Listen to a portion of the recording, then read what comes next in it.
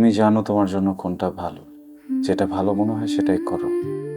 আমি তো আমাকে পানি ভাবি, তাই তোমরা আমাকে যেই পাত্রে রাখবে আমি সেই পাত্রের আকার ধারণ করব। কিছু সত্যকে যদি মিথ্যে দিয়ে ঢাকা যায় আর তাতে যদি কারো কোনো ক্ষতি না হয়, তাহলে তো মিথ্যা বলা মন্দ না, তাই না? তোমার মা বললো তুমি নাকি শুভ্রর সাথে ঘুরতে বের হইছো।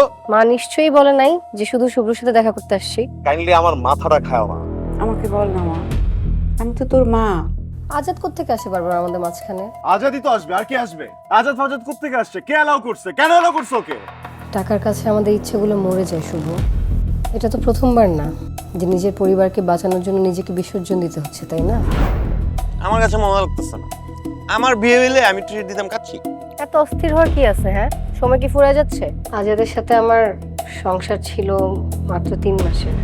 কত গুরুত্বহীন মানুষ হয়ে গেলাম বাবা। এমন একটা ঘটনা ঘটলো আর আমাকে কেউ জানানোর প্রয়োজনই বোধ করলো না। টেনশনের কিছু নেই, আমি আছি তো, সমস্ত দায়িত্ব আমি নেব। ইউনিভার্সিটি লাইফের একটা ব্যাপার ছিল, 7 বছর আগের একটা ঘটনা, যেটা এখনো নাই। 7 বছর কি একটা মানুষ একই রকমই মানসিক অবস্থা থাকে? সবই তো বদলে গেছে না।